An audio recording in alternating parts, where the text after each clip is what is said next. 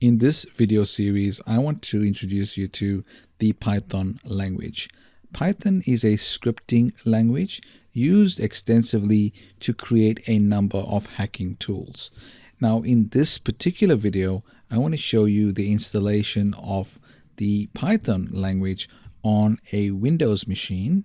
Primarily in this video series, we'll be using Kali Linux as the base system to use Python on. But for this video, I want to show you that we can install Python on a Windows machine as well. To do that, we want to go to a browser on our Windows machine. Now, Kali Linux is running on a Windows 10 machine here, so it's very easy for me to open up a web browser and search for the Python language. So let's do that now by going to a browser and then opening up the Python installation file and walking you through the actual installation of Python on this Windows machine. So the first step is to open up a browser window and let's do a search for the Python language. To do that, we simply type in Python and let's do a search for Python Windows, which then shows us the website where there are a number of Python releases for Windows. You'll notice here there are two releases. There's a Python 2.7.11 and there's a Python 3.5.1.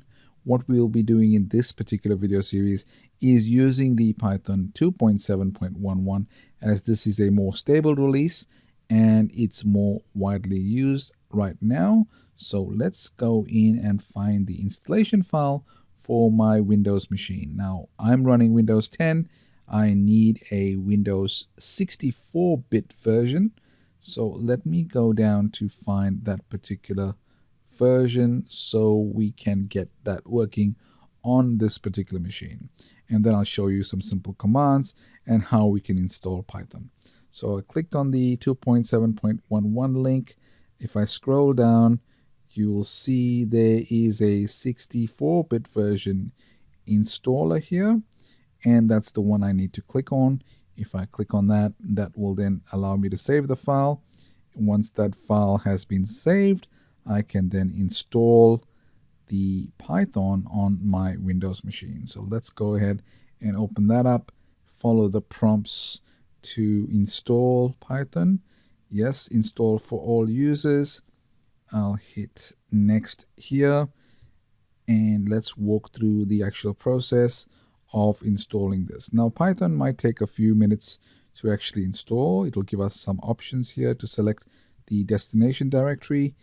I will leave it as that particular directory.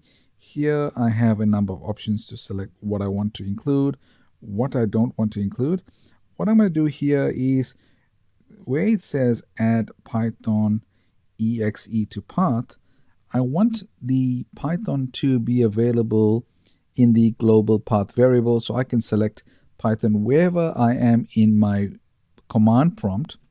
Doesn't matter what directory I'm in, I need to select that and make sure that's available to me so I don't have to go to a specific directory to run Python. So let's click next and make sure that it is available in all directories so I can create a program pretty much anywhere and within any prompt that I am on my Windows machine.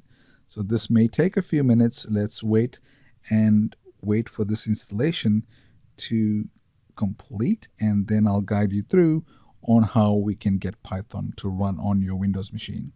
Again, depending on your processor speed, this may take a few minutes. And normally it's fairly quick. Here we go with the installation.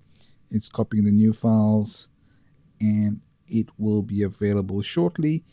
And then we can go to a command prompt and test out if Python is actually working. So let's wait a couple more minutes and then we'll open up a command prompt to make sure Python actually works. So it's doing a little bit of installation. There's no errors, so it seems to be working fine. And that has been done. So I click on finish. I go back to my Windows dashboard and open up a command prompt. So let's do that. And now I simply need to type in Python if I type in Python, that should basically cause the program to find Python and then give me this command prompt. So now we see it's 2.7.11, which is the release that we just installed. There are a number of options here. You can get help and things like that for more information. But for now, I simply want to do a simple command, and let's print a phrase onto the screen. Let's type in hello world. So print open quotes, and we type in hello world, and that will simply print hello world to the screen and showing us that Python is actually working. There we go. It has printed hello world to the screen. So this video is just about the installation on a Windows machine. Now, if to exit this, I type in exit with a couple open and close brackets, and that will exit the Python system. So that's how you create it.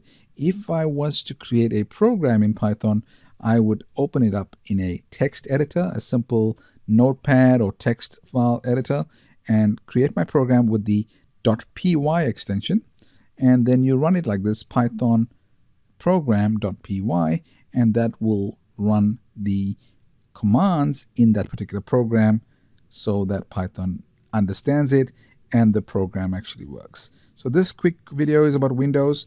We'll move on to Kali Linux next.